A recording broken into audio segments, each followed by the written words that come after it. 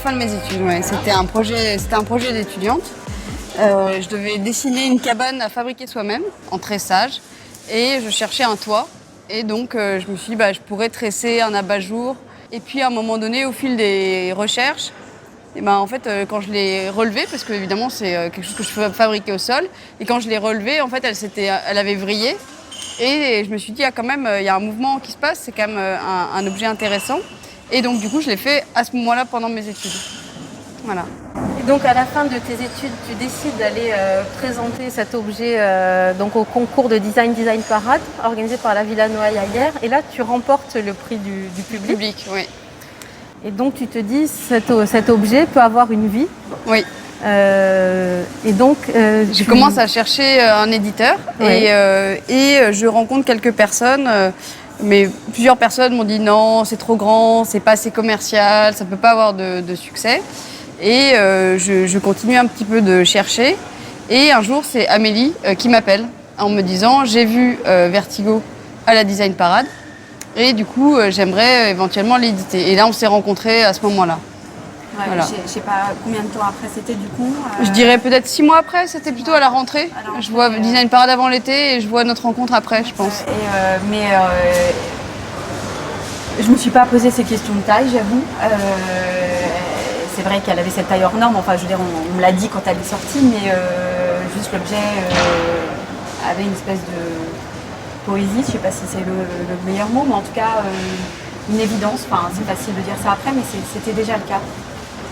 Voilà, et puis après il y a eu, je pense aussi l'évidence de la rencontre, enfin, c'est une somme de choses, un bon produit, c'est un bon produit d'abord, mais c'est aussi une rencontre. Et c'est vrai que moi je démarrais Petite Friture à ce moment-là, et je regardais quelques projets, pas beaucoup, quelques, qui ont été édités dans la première collection. Et l'accueil, enfin le déjeuner qu'on a fait ensemble et qui a un peu scellé ça, qui était un pari de part et d'autre, parce qu'on démarrait, parce que c'est les 10 ans de Petite Friture, c'est aussi les 10 ans du studio. Voilà, il y a eu une envie partagée de le faire. Donc, oui, il y a eu de la reconnaissance, il y avait comme une espèce de rencontre un peu miroir. En fait, on est...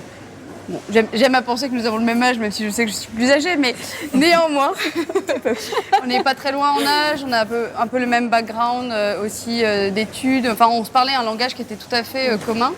Et c'est vrai, quand on est designer, on se dit, bon, avec qui je peux lancer l'affaire ? Et moi, j'aime beaucoup l'entreprise, en fait. J'aime beaucoup l'idée d'un quelque chose qui se monte, d'une entreprise qui se monte, etc. Et j'avais envie de faire ce pari, du coup, avec Amélie. Quand elle m'a proposé, je me suis dit, en fait, j'ai envie de le faire avec Amélie. Et voilà, donc ça a été assez évident. Mais c'est vrai que, évidemment, c'est une aventure. On ne sait pas où on va, on ne sait pas ce que ça va donner. Parce que pour expliquer les choses, en fait, un designer peut arriver avec un dessin. Et ensuite, pour que l'objet arrive chez les gens, il faut qu'il soit fabriqué. Et il faut que le designer rencontre donc l'éditeur qui va l'aider, qui va fabriquer ou faire fabriquer cet objet. Oui. Et c'est vraiment la rencontre de ces deux personnes qui va permettre la naissance de l'objet, de l'échange entre ces deux personnes.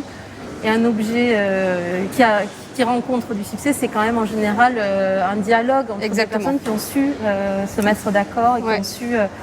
et le porter de la même façon. Et le porter de la même façon, parce qu'en fait, rien ne peut exister sans une idée et un dessin. Donc ça, c'est la base, c'est l'origine et c'est l'étincelle.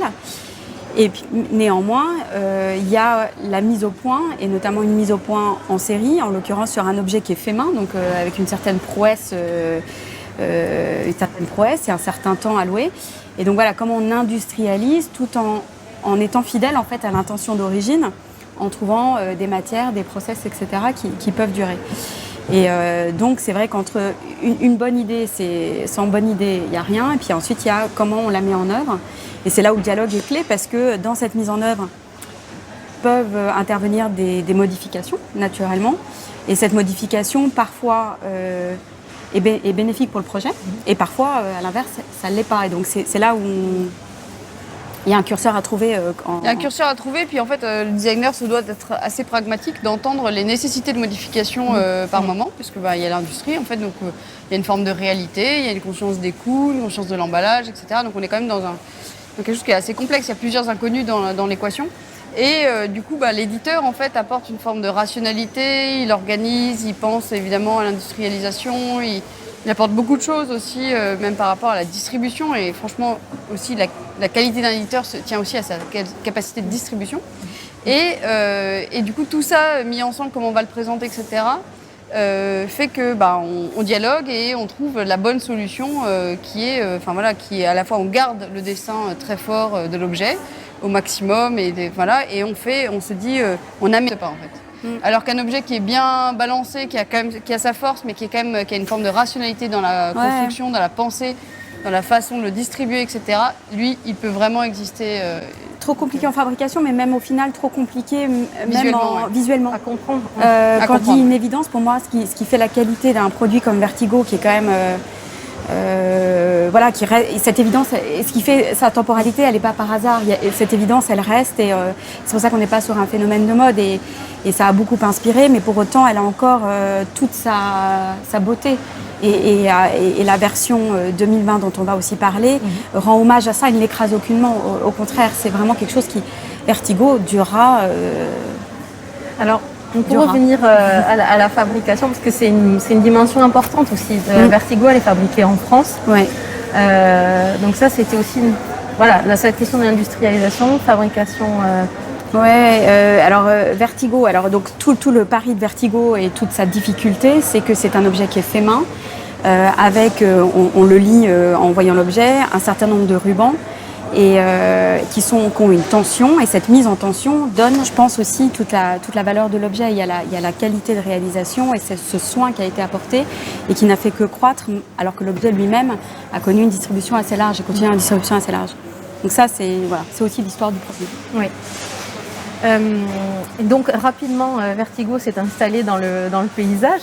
On l'a retrouvée dans des musées, dans des restaurants, chez des gens. Elle a vraiment une versatilité comme ça. Enfin, c'est vraiment une pièce qui a accompagné les 10 années d'intérieur du monde contemporain, on peut dire. En fait, moi, ce que j'aime à penser, parce que souvent quand on pense à un objet, on l'imagine, on le dessine, on le pense dans ses détails, mais et on a soi-même en fait une réaction face à l'objet. Mais on n'a pas toujours la mesure de l'effet ou de l'accompagnement de ce que ça veut dire. Moi, je l'ai pensé comme un objet vraiment d'accompagnement de vie, comme une cabane, puisque c'était vraiment l'idée, c'était le toit d'une cabane. Et je me suis pas dit, tiens, ça remplace ou ça sert pour les plafonniers quand l'espace est grand et qu'il faut remplir cet espace. Je me suis pas du tout posé ces questions qui sont plus des questions pas commerciales, mais en tous les cas qui sont liées au marché. Mais j'ai vu un objet vivant qui prenait soin des gens. J'ai vu cette cabane justement, cette enveloppe. Et ce qui à mon avis fait que c'est un objet qui continue de vivre avec les personnes, c'est qu'il est vivant, il bouge déjà, donc Vertigo bouge avec le vent. Il a cette forme qui est un petit peu infinie. Il y a une forme de classicisme aussi. C'est un objet qui est à la fois contemporain, mais qui a quand même quelques valeurs classiques. Du coup, ça s'intègre dans des intérieurs contemporains, de différents types.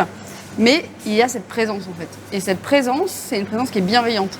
Et comme c'est un objet bienveillant, c'est ça qui fait qu'on a envie, ou on se sent bien dessous. Et ça... Quel que soit le contexte. Quel que soit le contexte. Et c'est ça, à mon avis, qui fait que c'est un objet qui continue vraiment d'accompagner la vie des personnes. Et c'est vrai que c'est un objet qui s'est installé dans plein d'endroits. Moi, je suis toujours heureuse de voir, même si j'ai l'impression qu'il m'appartient, mais il ne m'appartient plus vraiment. En réalité, je suis toujours heureuse de le voir chez les personnes et quand ils me disent j'adore cet objet, je suis bien avec, etc. Et parfois, il y a toujours des personnes qui me disent oui, mais on le voit, etc. Je dis mais est-ce que vous vivez bien avec? Et ils me disent mais en fait, oui, je suis bien avec cet objet. Et ça, c'est quand même des objets qui prennent soin de vous, il n'y en a pas tant que ça. Et c'est vrai que cette lampe, elle a cette qualité un tout petit peu indirectement, en fait. C'est plus par l'évocation, par la sensation, etc. Et il a cette qualité, j'ai l'intuition en tout cas. Voilà. Ouais. À tel point qu'elle est devenue une icône Ouais, elle est. Alors c'est difficile de se déclarer icône, mais en revanche, du coup, je me tourne plutôt vers mais même pour nous, parce que en fait, on reste une jeune entreprise et donc et c'est un produit qui a à la fois une longévité assez extraordinaire et en même temps qui reste jeune. En tout cas, si on en croit les classements, notamment dans les journaux sur les icônes du design sur les 50 dernières années, c'est régulièrement cité. Donc oui, je pense qu'il y a une forme de classicisme et qui est vraiment liée à ce que tu dis, à la fois de résonance et de rassurance, et en même temps de surprise et de vraie présence, quoi. Et ça, c'est ce qui en fait quelque chose de toujours magique et de très vivant, parce que par son ruban, elle est vibratoire, elle est animée. Ça, c'est un objet animé, c'est pas et à la fois sensible, sans être dans une virtualité, parce que quand on parle d'animé, on est dans des choses virtuelles. Pas du tout, là, on est vraiment dans quelque chose de très sensible. Et là aussi, quand tu parlais de bienveillance, c'est aussi grâce à elle que Petite Friture a pu développer d'autres... Complètement. En fait, c'est l'histoire d'une construction qui, Vertigo a d'une façon très forte forgé Petite Friture, et en même temps, dans ce que j'ai imaginé de Petite Friture, je le vois dans Vertigo, enfin, il y a une espèce de réciprocité, mais indiscutablement, comme ça faisait partie de la première collection déjà, et puis voilà, elle porte beaucoup de choses qu'on continue qui est en résonance avec nous. Et donc ça veut dire qu'un objet aussi disruptif, on peut dire, est-ce que ça t'a permis d'aller aussi vers d'autres objets comme ça, aussi innovants, aussi originaux, que tu n'aurais peut-être pas osé lancer si un objet comme Vertigo... C'est une bonne question, parce qu'effectivement, quand on démarre un projet, on est libre. C'est-à-dire que je pense que on n'a pas forcément conscience des difficultés de fabrication, ni d'une éventuelle question marketing, voilà, on fonctionne avec ses tripes, ses intuitions, et ça a été le cas. Et finalement, c'était réussi. Donc, comme quoi, il faut s'écouter. Et plus une entreprise grandit, plus elle rentre aussi dans une certaine rationalité, parce que voilà. Et donc, comment préserver ça? C'est une vraie question. J'ai envie de dire que oui, en tout cas, moi, c'est quelque chose qui me tient beaucoup à cœur, de rester dans cette forme d'intuition, d'ouverture, et de faire des paris et de se mettre en risque. Donc, en tout cas, c'est intellectuellement, oui. Et alors, donc 10 ans plus tard, Vertigo est toujours un best-seller chez Petite Friture, et elle a donc une petite sœur depuis, presque on peut dire une petite sœur. Comment vous la définiriez, la nouvelle Alors, il y a plein de façons de la définir. Pour moi, ce sont vraiment deux objets différents, mais de la même famille. Effectivement, la sororité est réelle, en fait, c'est vraiment la sœur de Vertigo. C'est une sœur qui est différente, c'est une sœur qui sort ailleurs, qui n'a pas les mêmes atours exactement, mais qui a toujours le même esprit, le même air de famille, la même présence, je dirais, tant en termes de géométrie que même de délicatesse ou voilà, d'insertion dans le paysage, qui a un côté, disons, d'une forme de finition où la lumière tout à coup est une sensation. Alors avant, on avait un abat-jour avec une typologie, et maintenant on a une forme de sensation. On a une présence lumineuse au centre, c'est comme une brume de verre sablé, en fait, où tout à coup la lumière, d'abord elle est là. L'utilisateur n'a pas à rapporter une ampoule pour mettre la lumière. Donc la lumière est là, elle est proposée, elle est graduable, ce qui est aussi extrêmement important. Et du coup, elle a un mystère supplémentaire pour le coup. Vertigo, c'est un objet qui a une forme de grande fraîcheur. C'est un objet immédiat. On reconnaît l'abat-jour, on est dans un chapeau, on est dans quelque chose qui se déploie, qui est proche de la mode. Et Vertigo Nova, on est dans quelque chose qui est plus proche de la mutation d'une étoile aussi, qui est proche d'un vaisseau spatial, qui a c'est une forme d'apparition mystérieuse. Cette lampe garde complètement la nappe qui l'emmène, qui la fait s'envoler. Mais tout à coup, il y a un mystère qui se passe au niveau de la lumière. Et c'est vrai que c'est assez amusant de voir qu'elles sont ensemble, qu'elles sont différentes, mais qu'elles sont très proches. À quel moment elle est venue, quelle a été son origine? On en a parlé pas mal avec Amélie. Ouais. On s'était dit que c'était intéressant en fait de repenser un peu justement le système lumineux. Comment on pouvait imaginer cela aujourd'hui? Il faut imaginer aussi qu'il y a un moment où, quand on a fait Vertigo, Amélie et moi, on démarrait. Moi, j'étais étudiante, toi, tu démarrais Petite Friture. Tu démarrais Petite Friture. Et du coup, on a fait avec ce qu'on avait. C'est-à-dire qu'on s'est dit, OK, on y va. cet objet, il a une force, il a une taille, il existe, il a une vraie présence, mais on y va avec ce qu'on a et avec la capacité qu'on a de fabriquer. Et puis c'est vrai que 10 ans plus tard, on se dit, ben voilà, toutes les deux, on adore cet objet, il est fondamental, il est au cœur de nous, de notre histoire. Aujourd'hui, si on devait penser Vertigo, comment on la ferait et comment on la ferait différemment. Et donc là, tout à coup, il y a plein d'idées qui fusent et c'est vrai que l'idée de la lumière, en fait, tout à coup, c'était un objet lumineux. C'est devenu vraiment une lampe et c'est autre chose. Et moi, j'adore la Vertigo parce que c'est toute une histoire, il y a cette immédiateté, cette fraîcheur, etc. Et c'est vrai que la Vertigo Nova me séduit par son mystère, par justement une forme de raffinement qui est différent. On voit bien que Vertigo s'est intégré parfaitement dans des atmosphères raffinées, mais tout à coup, là, on se dit, c'est comme si elle sortait le soir et que c'était un peu différent. Voilà, ils mettaient du rouge à lèvres, c'est autre chose en fait. C'est un autre objet et en même temps, c'est le même objet.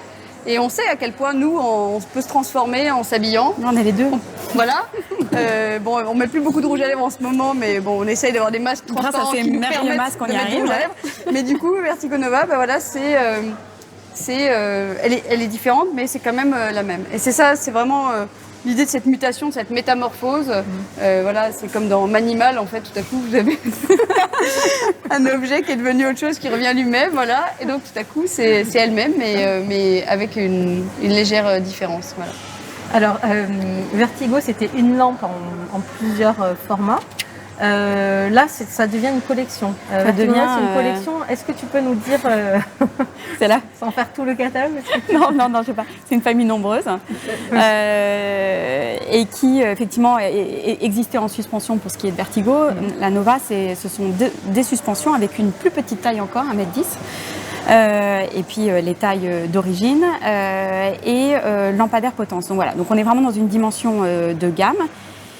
En revanche, qu'en noir et blanc, on a décidé de garder la couleur pour l'icône. Voilà, chacune a ses caractéristiques et son panache. Et donc celle-ci n'est qu'en noir et blanc avec justement le globe lumineux qui dans la version noire est noir, évidemment pas de façon quand il est éclairé, mais éteint. Donc il y a vraiment une espèce de continuité, une évidence. Tu parlais de brume, enfin voilà, cette brume elle existe et ton sur ton.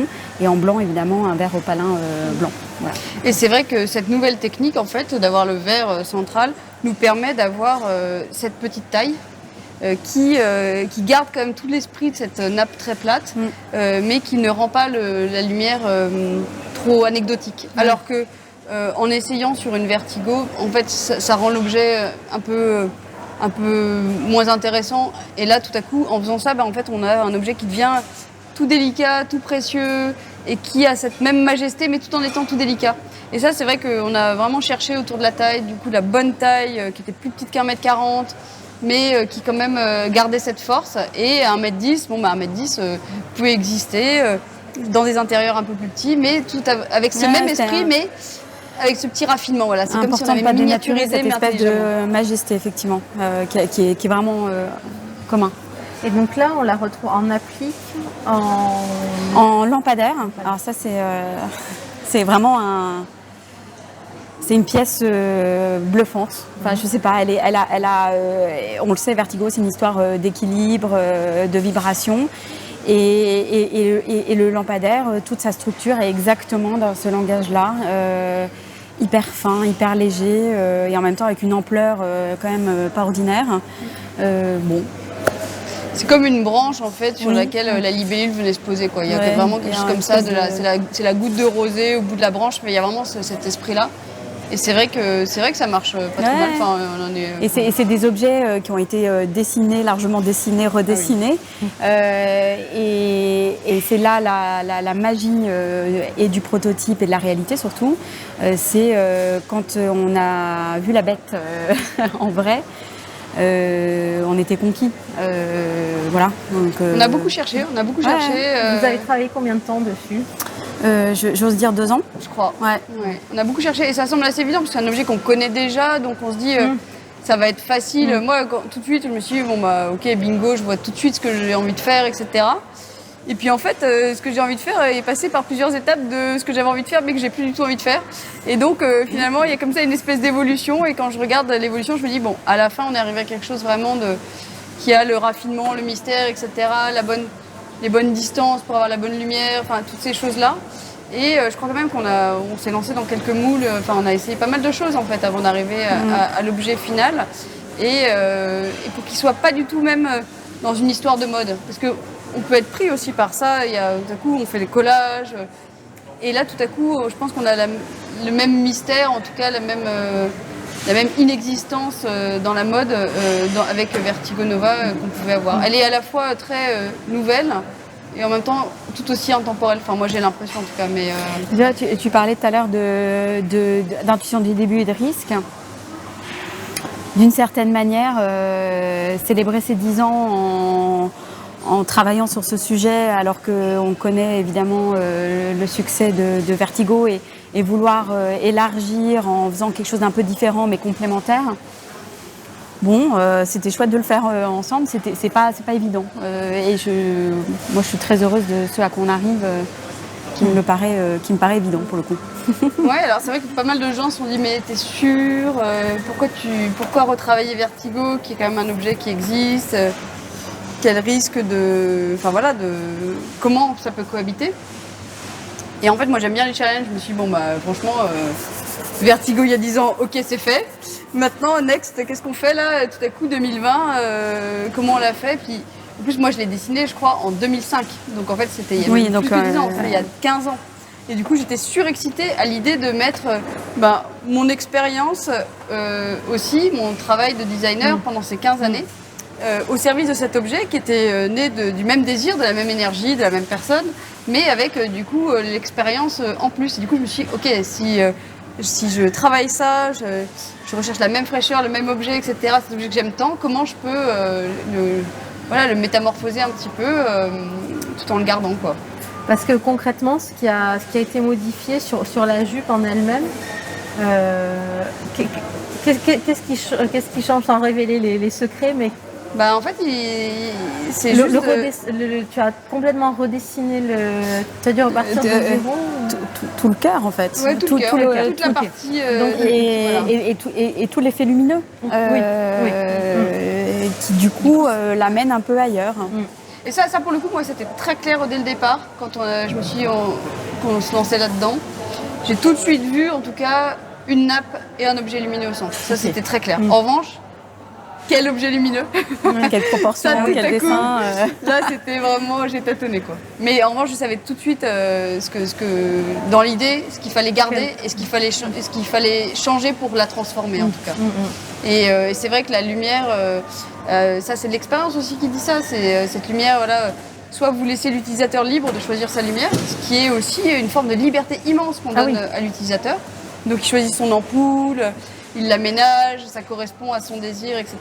Soit vous lui proposez quelque chose qui vous semble, en termes de résolution lumineuse, qu'on peut faire de mieux, en tout cas en termes de chaleur, en termes d'intensité. Là, il peut quand même, l'utilisateur peut aussi choisir sa lumière dans le sens où on peut choisir la chaleur, la puissance, l'intensité. L'intensité. Et la chaleur aussi Non, la chaleur, on est sur quelque chose de chaud.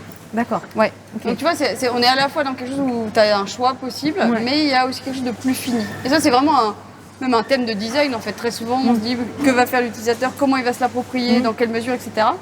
Et du coup, là, on a deux options très différentes. Je trouve assez intéressantes même d'un point de vue conceptuel. C'est vraiment très... C'est génial d'avoir deux objets qui permettent en fait ces deux façons d'être. Et grâce à l'évolution des technologies. Et en plus, c'est ça, c'est que on est passé dans un monde totalement différent. C'était pas la même chose il y a 15 ans. C'est la question de la LED. L'ampoule LED comme ça, quoi. Se posait pas, la LED intégrée encore moins, et avec cette performance et l'économie d'énergie qui va avec. Donc, et t'as raison, on l'a complètement adapté aussi à la technologie actuelle. C'est d'ailleurs son principal enjeu. Et est-ce que c'est un avantage pour ça du design de pouvoir faire évoluer? En fait, on réalise que les objets peuvent être figés. Quelqu'un peut décider que ce qu'il a dessiné est très bien et ne changera jamais.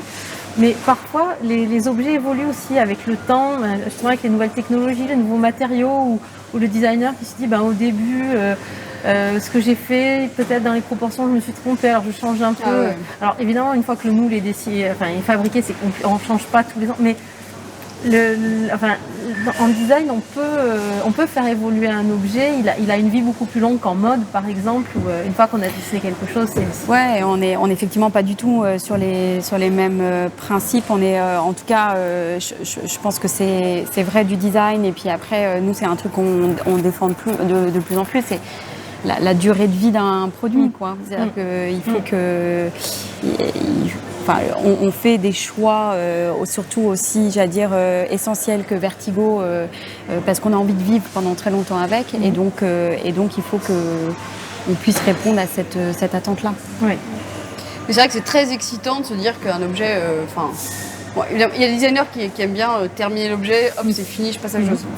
Moi j'adore passer à autre chose aussi parce que j'adore les nouveaux projets en fait, évidemment. Mais je trouve que c'est quand même très excitant de pouvoir le retravailler et l'améliorer en fait. Là, c'est même pas une question d'amélioration, mais c'est juste une transformation. Mais c'est vraiment génial de pouvoir avoir la capacité de le faire. Et du coup, pour ça, il faut un éditeur qui ait cette ouverture-là, parce que c'est pas non plus évident d'être ouvert à ces transformations en fait. C'est ça aussi. C'est là que le côté un peu tête brûlée d'Amélie et moi a fait que bon, on s'est pas posé de questions. Il y avait Vertigo il y a 10 ans ou il y a 15 ans. Et puis voilà, il y a la Nova aujourd'hui et puis vogue le navire quoi. Et à un moment donné, on avance quoi. Et on se dit on essaye, on tente et les deux s'entendent très bien. Voilà. Ouais, et ne répondent pas forcément au même lieu, ni tout à fait aux mêmes typologies de clients, ni... Et il y aura les aficionados de l'un, c'est pas les mêmes prix, c'est pas la même technologie, c'est pas les mêmes matériaux.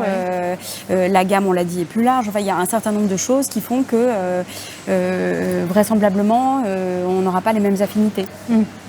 Non, c'était vraiment cette question. Aujourd'hui, en 2020, on reproduit cette rencontre.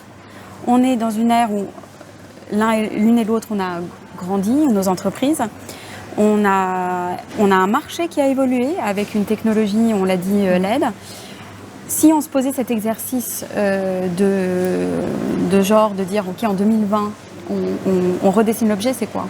Et en regardant ce que ça donne, on se dit, intéressant. Voilà, et ça cohabite. Et ces deux propos, voilà, on l'a dit, l'un, la fraîcheur, l'évidence, une espèce de simplicité, l'autre, une sophistication. Ensemble, vous n'avez pas fait que ça? On a fait plein d'autres choses. Plein d'autres choses. On s'est baladé un peu dans tous les registres. On a fait une édition limitée ensemble, alors qu'on fait plutôt de la série, c'est plutôt notre nature, mais on a eu cette expérience-là en sortant des boîtes sublissimes en bois tourné. Et on a fait du mobilier, donc Nubilo. On a fait ce qu'on a devant nous, les Francis, miroir, mais miroir qui devient aussi table. Je sais pas, je trouve que c'est aussi un projet qui nous ressemble beaucoup.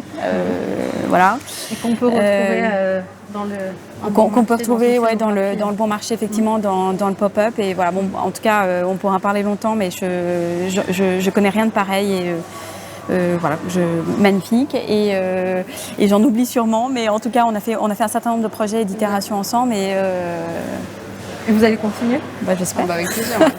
Et puis Amélie, je trouve que c'est un des éditeurs qui a le plus de fantaisie raisonnée en fait. Je veux dire, c'est un équilibre qui est très difficile à trouver dans le travail et Amélie, elle a une grande capacité à accepter des objets un peu ovnis en fait, qui sortent de nulle part, qui ont une forme de très grande liberté, et en même temps d'arriver avec une rationalité pour les rendre, pour les faire exister dans une fabrication, sur le marché, etc. Et c'est vrai que c'est toujours un très grand plaisir parce que je pense qu'on a sorti vraiment des objets un peu étonnants en fait, différents. Qui sont pas faciles à éditer.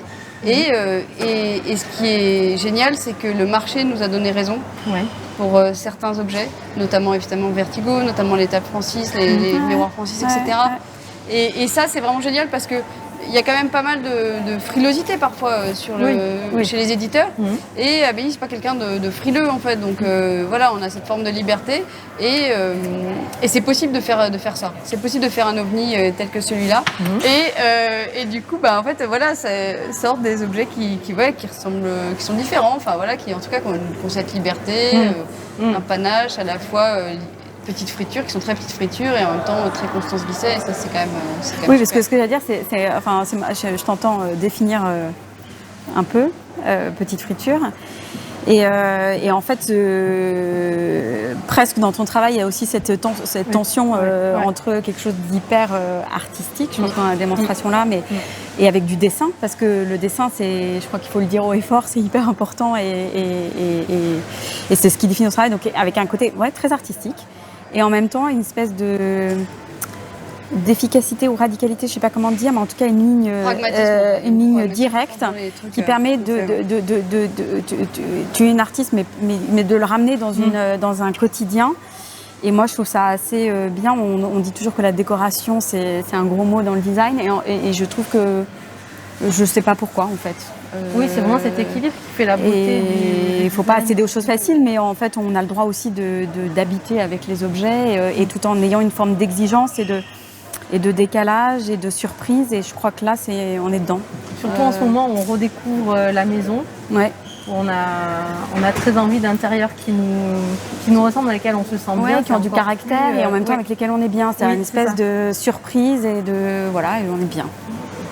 Donc, mais c'est vrai que petite friture est beaucoup. Enfin, c'est aussi ton ADN, quoi, d'avoir cette liberté et en même temps rationalité. Voilà. On termine là-dessus, je crois. Merci beaucoup. Merci. C'est sympa. Merci.